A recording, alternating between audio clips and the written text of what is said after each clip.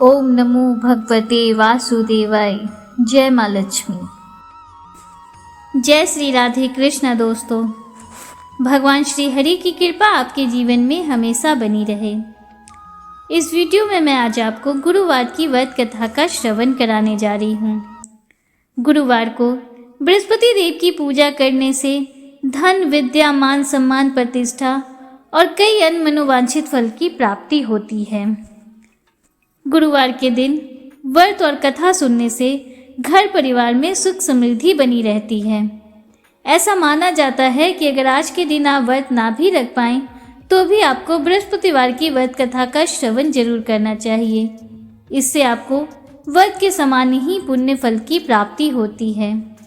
आइए कथा प्रारंभ करते हैं।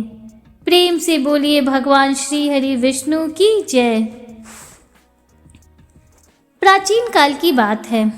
किसी राज्य में एक बड़ा प्रतापी और दानी राजा राज करता था। वह हर गुरुवार को व्रत रखकर दीन दुखियों की मदद करके पुण्य प्राप्त करता था।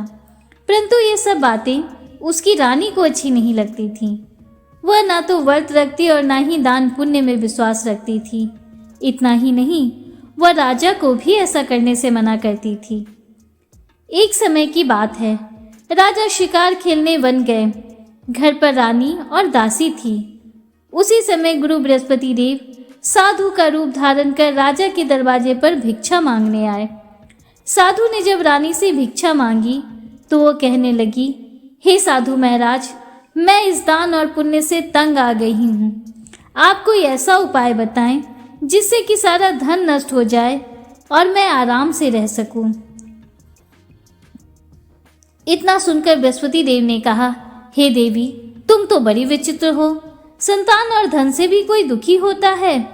अगर धन अधिक है तो इसे शुभ कार्यों में लगाओ, कुमारी कन्याओं का विवाह कराओ, विद्यालय और बाग बगीचे आदि का निर्माण कराओ, जिससे तुम्हारे दोनों लोक सुधरे।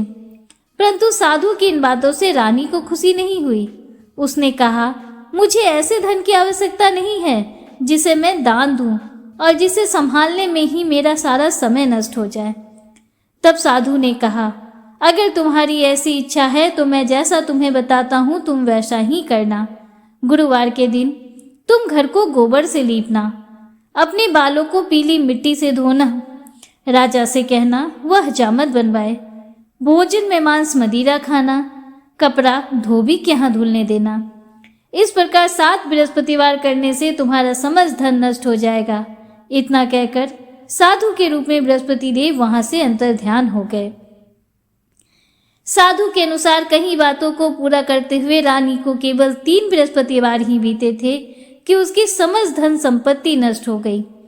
भोजन के लिए राजा का परिवार तरसने लगा। तब एक दिन राजा ने रानी से कहा, हे रानी, तुम यहाँ पर रहो, मैं दूसरे देश को जाता हूँ, क्योंकि यहाँ पर सभी लोग मुझे जानते हैं, इसलिए मैं कोई छोटा कार्य नहीं कर सकता। ऐसा कहकर राजा दूसरे देश चला गया। वहां वह जंगल से लकड़ी काट कर लाता और शहर में बेचता। इस तरह वह अपना जीवन व्यतीत करने लगा। इधर राजा के परदेश जाते ही रानी और दासी दुखी रहने लगी। एक बार जब रानी और दासी को 7 दिन तक बिना भोजन के रहना पड़ा तो रानी ने अपनी दासी से कहा, हे दासी, यहाँ पासी के नगर में मेरी बहन रहती है, वह बड़ी धनवान है। तू उसके पास जा और कुछ ले आ ताकि थोड़ी बहुत गुजर बसर हो जाए। दासी रानी की बहन के पास गई। उस दिन गुरुवार था और रानी की बहन उस समय बृहस्पतिवार व्रत की कथा सुन रही थी। दासी ने रानी की बहन को अपनी रानी का संदेश दिया, लेकिन रानी की बहन ने कोई उत्तर नहीं दिया। जब दासी को रानी की बहन से कोई उत्तर नहीं मिला तो वह बहुत दुखी हुई। उसे क्रोध भी आया। दासी ने वापस आकर रानी को सारी बात बता दी। यह सुनकर रानी ने अपने भाग्य को कोसा। उधर रानी की बहन ने सोचा, मेरी बहन की दासी आई थी परंतु मैं उससे नहीं बोली, इससे वो बहुत दुखी हुई होगी। कथा सुनकर और पूजा समाप्त करके वो अपनी बहन के घर आई और कहने लगी, हे बहन, मैं बृहस्पतिवार का व्रत कर रही थी।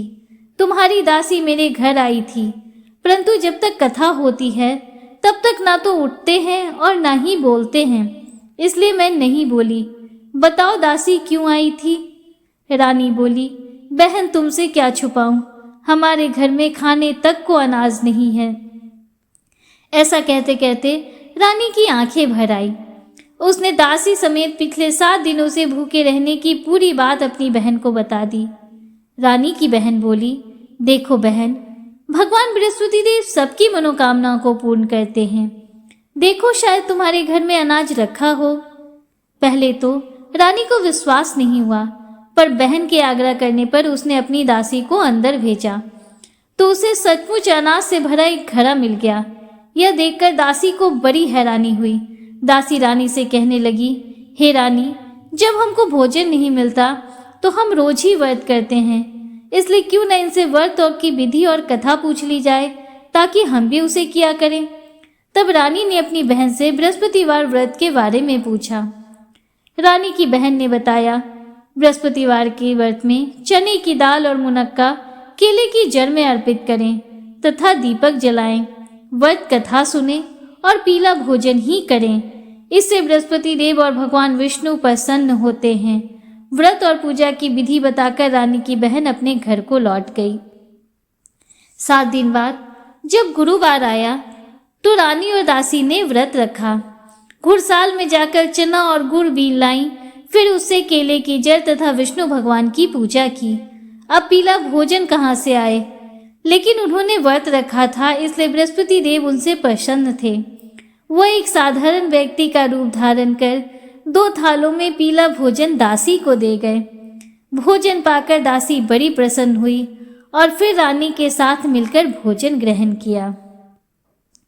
उसके बाद वह सभी गुरुवार को व्रत और पूजा करने लगी।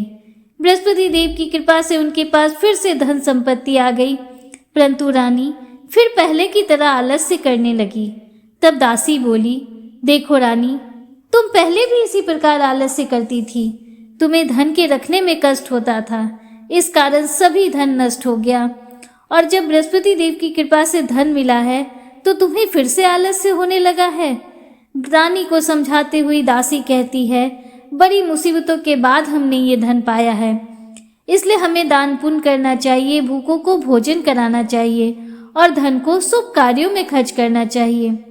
इससे तुम्हारे कुल का यश बढ़ेगा, स्वर्ग की प्राप्ति होगी और पितर भी प्रसन्न होंगे। दासी की बात मानकर रानी अपना धन शुभ कार्यों में खर्च करने लगी। इससे पूरे नगर में उसका यश बढ़ने लगा। एक दिन रानी और दासी आपस में विचार करने लगी। न जाने राजा किस दशा में होंगी, उनकी कोई खोज खबर भी नहीं है। उन्होंने श्रद्धा पूर्वक बृहस्पति भगवान से प्रार्थना की कि राजा जहाँ कहीं भी हो शीघ्र लौट आएं।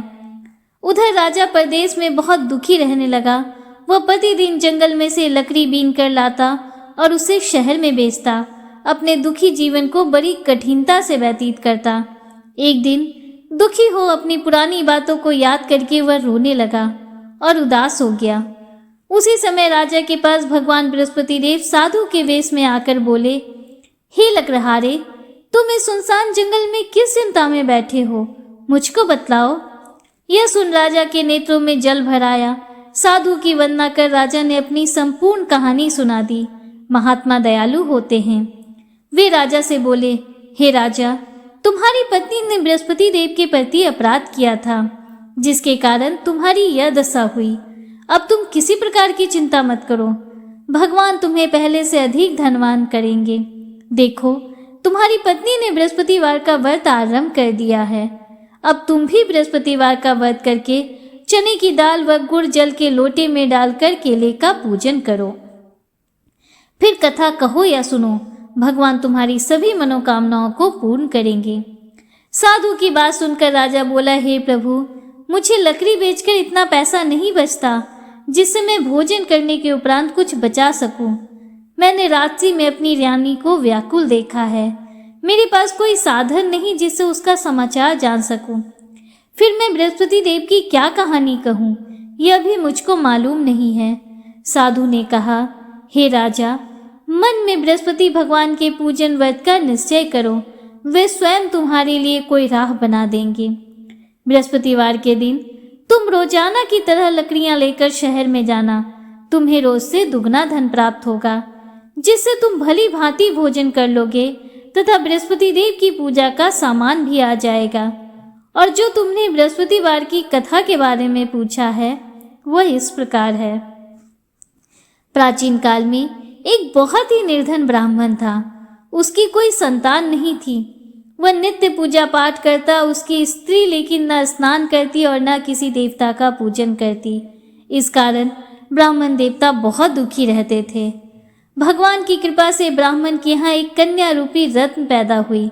कन्या अपने पिता के घर में बड़ी होने लगी। प्रातः स्नान करके वह भगवान विष्णु का जाप करती।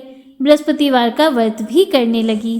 पूजा पाठ समाप्त कर पाठशाला जाती तो अपनी मुट्ठी में जौ भरकर ले जाती और पाठशाला जाने के मार्ग में डालती जाती। लौटते समय वही जौ स्वर्ण के हो जाते तो उनको बीनकर घर ले आती। एक दिन वह बालिका सूप में उन सोने के जौ को फटककर साफ कर रही थी। तभी उसकी माँ ने देख लिया और कहा, हे बेटी, सोने के जौ को फटकने के लिए सोने का सूप भी तो होना चाहिए। दूसरे दिन गुरुवार था। कन्या ने व्रत रखा और बृहस्पति देव से सोने का सूप देने की प्रार्थना की। बृहस्पति देव ने उसकी प्रार्थना स्वीकार कर ली। रोजाना की तरह वह कन्या जौ फैलाती हुई पाठशाला चली गई। पाठशाला से लौटकर जब वह जौ बीन रही थी तो बृहस्पति देव की कृपा से उसे सोने का सूप मिला। उसे वह घर ले आई और उसमें जौ साफ करने लगी, परंतु उसकी माँ का वही ढंग रहा। एक दिन की बात है, कन्या सोने के सूप में जौ साफ कर रही थी। उसी समय उस नगर का राजकुमार वहां से होकर निकला। कन्या के रूप और कार्य को देखकर उस पर मोहित हो गया। राजमहल आकर वह भोजन तथा जल त्याग कर उदास होकर लेट गया। राजा को जब राजकुमार द्वारा अन्न जल त्यागने का समाचार ज्ञात हुआ तो वह अपने मंत्रियों के साथ अपने पुत्र के पास गया और कारण पूछा। राजकुमार ने राजा को उस लड़की के घर का पता बता दिया। मंत्री उस लड़की के घर गया। मंत्री ने ब्राह्मण के समक्ष राजा की ओर से निवेदन किया। कुछ ही दिन बाद ब्राह्मण की कन्या का विवाह राजकुमार के साथ संपन्न हो गया। कन्या के घर से जाती ही ब्राह्मण के घर में पहले की भांति गरीबी का निवास हो गया। एक दिन दुखी होकर ब्राह्मण देवता अपनी पुत्री से मिलने गए। बेटी ने पिता की अवस्था को देखा और अपनी माँ का समाचार पूछा। ब्राह्मण ने सभी हाल कह दिया। कन्या ने बहुत सा धन देकर अपने पिता को विदा कर दिया, लेकिन कुछ दिनों बाद फिर वही हाल हो गया। ब्राह्मण फिर अपनी कन्या के यहाँ गया और सभी हाल कहा तो पुत्री बोली, हे पिताजी, आप माताजी को यहाँ लिवा लाओ। मैं उन्हें वह विधि बता दूंगी जिससे गरीबी दूर हो जाएगी। ब्राह्मण देवता अपनी स्त्री को साथ लेकर अपनी पुत्री के पास राजमहल पहुंचे तो पुत्री अपनी माँ को समझाने लगी, हे माँ, तुम प्रातःकाल स्नान आदि करके विष्णु भगवान का पूजन करो तो सब दरिद्रता दूर हो जाएगी। परंतु उसकी माँ ने उसकी एक भी बात नहीं मानी। वह प्रातःकाल उठकर अपनी पुत्री का बचा जूठन खा लेती थी। एक दिन उसकी पुत्री को बहुत गुस्सा आया। उसने अपनी माँ को एक कोठरी में बंद कर दिया। प्रातः उसे स्नान आदि करा के पूजा पाठ कराया तो उसकी माँ की बुद्धि भी ठीक हो गई। इसके बाद वह नियम से पूजा पाठ करने और प्रत्येक बृहस्पतिवार को व्रत रखने लगी। इस व्रत के प्रभाव से मृत्यु के बाद वह स्वर्ग को गई। वह ब्राह्मण भी सुखपूर्वक इस लोक का सुख भोग कर स्वर्ग को प्राप्त हुआ। इस तरह कहानी कहकर साधु देवता वहां से लोप हो गए। धीरे धीरे समय व्यतीत होने पर फिर बृहस्पतिवार का दिन आया। राजा जंगल से लकड़ी काटकर शहर में बेचने गया। उसे उस दिन और दिनों से अधिक धन मिला।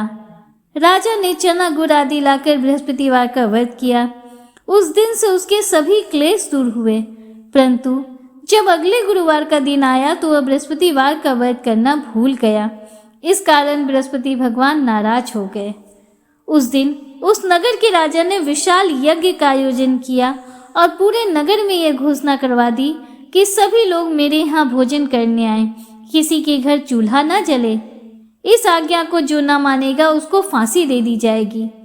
राजा की आज्ञा अनुसार राजा के सभी निवासी राजा के भोज में सम्मिलित हुए, लेकिन लकड़हारा कुछ देर से पहुंचा, इसलिए राजा उसको अपने साथ महल में ले गए। जब राजा लकड़हारे को भोजन करा रहे थे तो रानी की दृष्टि उस खूंटी पर पड़ी जिस पर उसका हार लटका हुआ था। उसे हार खूंटी पर लटका दिखाई नहीं दिया। रानी ने निश्चय किया कि मेरा हार इसी लकड़हारे ने चुरा लिया है। उसी समय सैनिक बुलवाकर उसको जेल में डलवा दिया। लकड़हारा जेल में विचार करने लगा कि न जाने कौन से पूर्व जन्म के कर्म से मुझे यह दुख प्राप्त हुआ, और उसी साधु को याद करने लगा जो जंगल में मिला था। तत्काल बृहस्पति देव साधु के रूप में प्रकट हो गए और कहने लगे, अरे मूर्ख, तूने बृहस्पति देव की कथा नहीं कही, इसी कारण तुझे दुख प्राप्त हुआ है। अब चिंता मत कर, बृहस्पतिवार के दिन जेल खाने के दरवाजे पर तुझे 4 पैसे जड़े मिलेंगे। उनसे तू बृहस्पतिवार की पूजा करना, तेरे सभी कष्ट दूर हो जाएंगे। अगले बृहस्पतिवार उसे जेल के द्वार पर 4 पैसे मिले। राजा ने पूजा का सामान मंगवाकर कथा कही और प्रसाद बांटा। उसी रात्रि में बृहस्पति देव ने उस नगर के राजा को स्वप्न में कहा, हे राजा, तूने जिसे जेल में बंद किया है उसे कल छोड़ देना, वह निर्दोष है।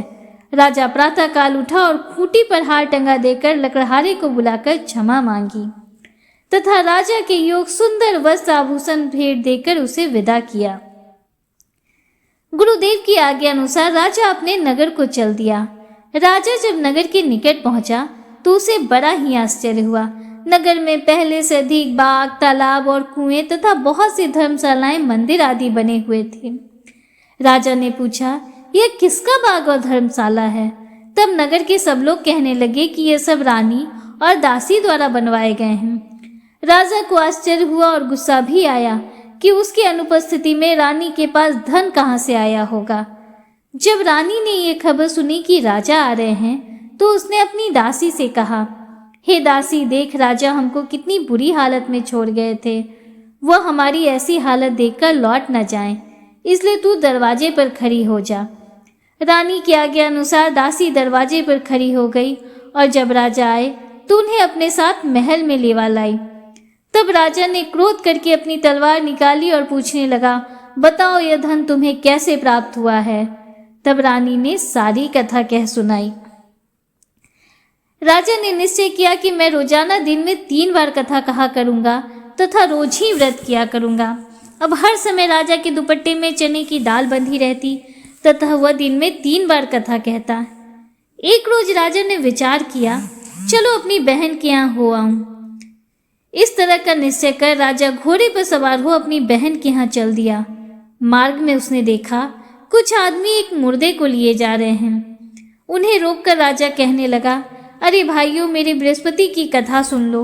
वे बोले, लो हमारा तो आदमी मर गया है, इसको अपनी कथा की पड़ी है।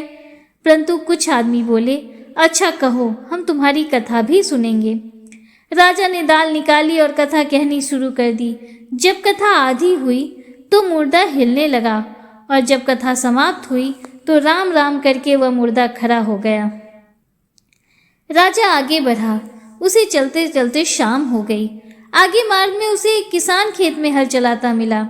राजा ने उससे कथा सुनने का आग्रह किया, लेकिन वह नहीं माना। राजा आगे चल पड़ा। राजा के हटते ही बैल पछाड़ खाकर गिर गए तथा किसान के पेट में बहुत जोर से दर्द होने लगा। उसी समय किसान की माँ रोटी लेकर आई।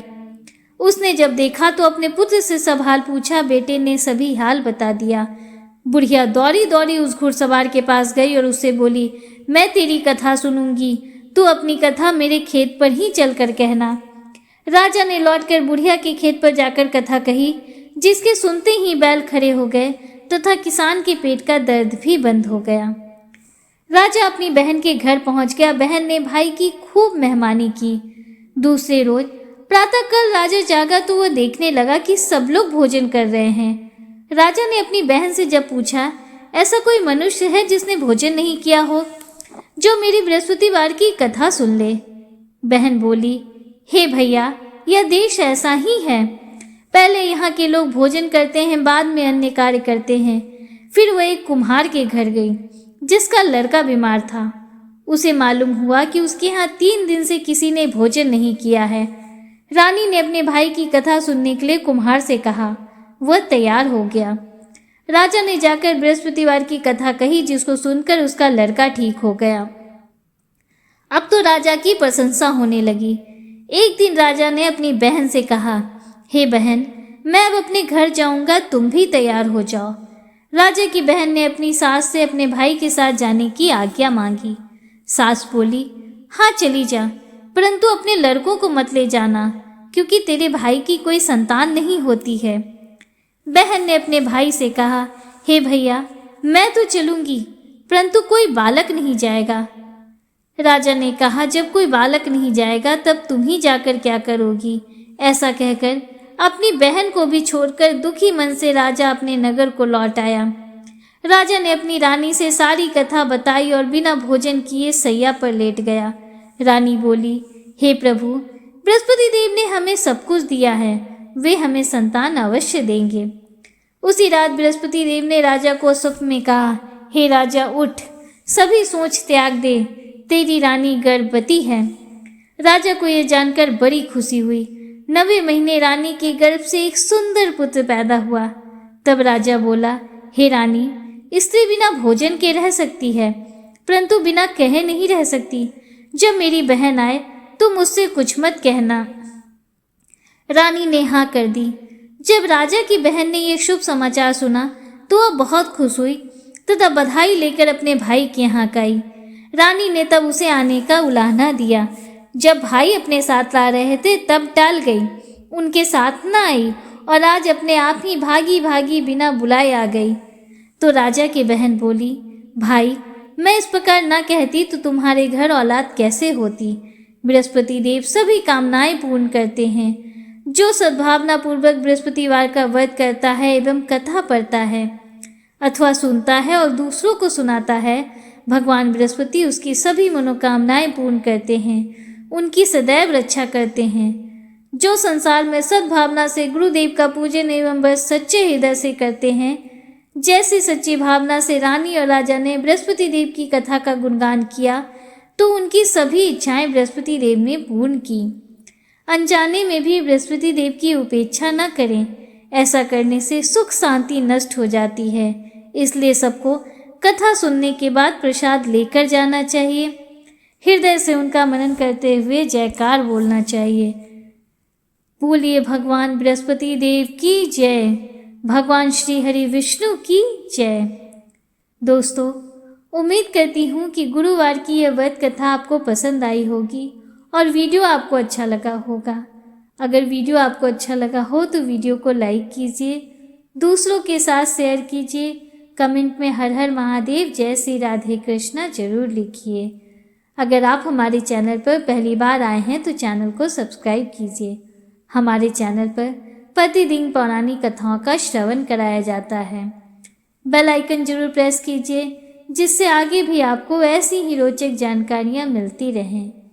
मिलते हैं आपसे अगले वीडियो में, तब तक के लिए हर हर महादेव, जय श्री राधे कृष्णा, राधे राधे।